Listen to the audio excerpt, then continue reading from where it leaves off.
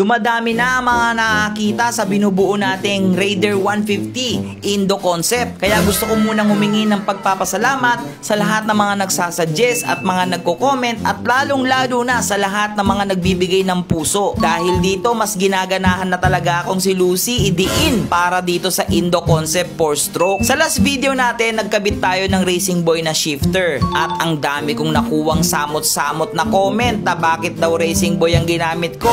Bakit daw hindi na lang yung NGRT or yung mga ibang brand? Kaya dito medyo nag-worry ako dahil like what I said, hindi po mura yung halaga ng Racing Boy na full shifter. And then maraming salamat din dahil ngayon napagtanto ko at nalaman ko na pasok naman talaga ang Racing Boy na brand pagdating sa Indo concept. Kaya ngayon medyo nabunutan ako ng tinik, nakala ko talaga magpapalit na naman tayo ng full shifter dahil nga medyo masakit yung presyo na yon. Kaya maraming salamat sa mga nagbibigay tulong sa guidelines ng Indo concept 4-stroke. Marami palang klaseng style ang mga Indo concept. Sabi nila dito sa binubuo kong motor, ang tawag dito is Oga Genjit style. Hindi ko alam kung tama yung pronunciation ko doon sa sinabi ko. Pa-comment na lang sa baba kung mali. Uulitin ko, Oga Genjit style. Kaya ngayon sa video natin na to, hihingi na naman ako sa inyo ng onting lambing. Baka pwedeng humingi ulit ng puso dahil talagang ididiin na natin si Lucy pagdating sa Indo concept. Kaya may ilalagay na naman tayong bagong pyesa sa kanya at siguradong magbabago ang itsura niya dito.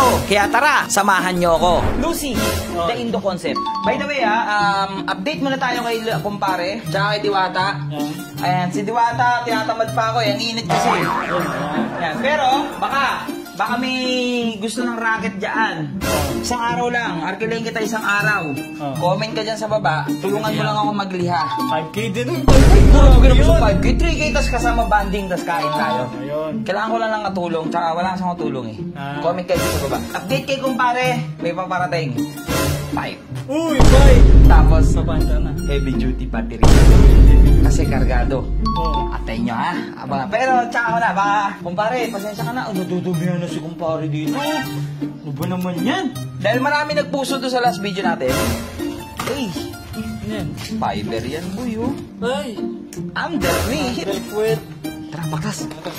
Sa pagbabaklas ng kaha ng Raider 150 carb, medyo mahirap ito kumpara sa Raider FI. Ang kinagandahan kasi sa Raider FI, pwede mong kalasin yung designated part lang na gusto mo, lalong-lalo na kung meron kang ikakabit sa part na yon, yun lang yung pwede mong tanggalin. Pero dito sa Raider carb, laging tanggal po muna lahat pag may gusto kang ikabit, kaya talagang matrabaho. Pero okay lang, like what I said, mas kabisado ko ang Raider carb kesa sa Raider FI. Pero syempre, darating din tayo sa point na yon na makakabisado natin yung Raider FI dahil meron tayong nag-aantay na si kumparing FI. Dito natanggal na natin yung rear fender na carbon natin dito. Syempre, itatabi natin yan dahil carbon yan.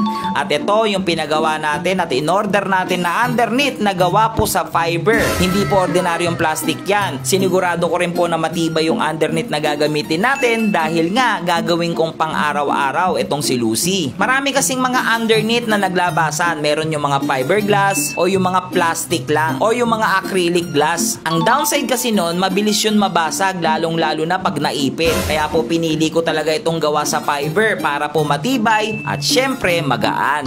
Ito medyo nabubuo na po natin dito dahil madali lang naman po talagang ikabit ang mga underneath dito sa Raider carb. Dito pa lang nakikita ko na talaga yung nagiging itsura ngayon ni Lucy. Kaya mga kalusyuper, baka pwede namang isang baksak dyan, isang puso naman para kay Lucy. Yung susian niya rin pala dito na mapupunta sa ilalim para mabuksan pa rin natin yung upuan. May kasama na rin pala itong battery holder kaya po hindi po log yung battery natin sa loob. Ang downside lang naman talaga ng underneath is pag umuulan, siguradong yung likod mo magkakaroon ng guwit ng puti. Pero okay lang, sabi nga nila, tiis ganda o tiis pogi. By the way, sa lagi nyong pagsuporta sa mga binubuo nating motor, ngayon meron po kong ihahandang sorpresa para sa lahat ng mga pumupuso at nagkakalat ng ating video. Meron po akong ipamimigay na motor sa inyo para ngayon sa buwan ng Mayo. Abang-abangan nyo po, kaya po make sure na nakafollow kayo sa ating page at nakalike and share kayo lagi sa ating mga video para po updated po kayo. Pambangking-bangking na.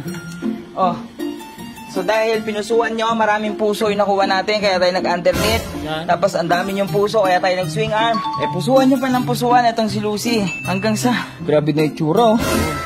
Pang karera na. Wait lang. Hindi pang motor siya, pang Dati karera sabi na mo siya. lang dati, balik stock ah. Ha? Balik stock. Balik stock. Endo concept na. Super stock. Pasukan mo muna montage.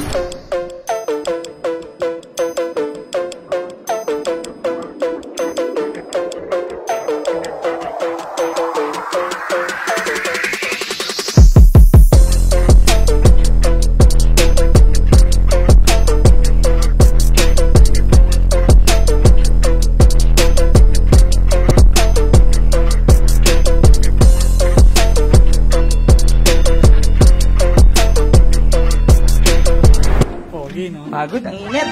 Yan talaga. Anyway guys, yan na si Lucy. Tignan nyo naman yung tsura ni Lucy. Tabang. Parang big bike concept na, no? Pero No? ano yan? Indo. Indo concept. Yan. Sunod natin yung ano, nakita natin ito sa video. Oh, yung may Yung mga LED. Ay, oo. Di ba si sa Parang Indo? By LED. By LED. Oh, this dito. Ito yan dyan. Yan, pusuan nyo lang. Masakit yun eh.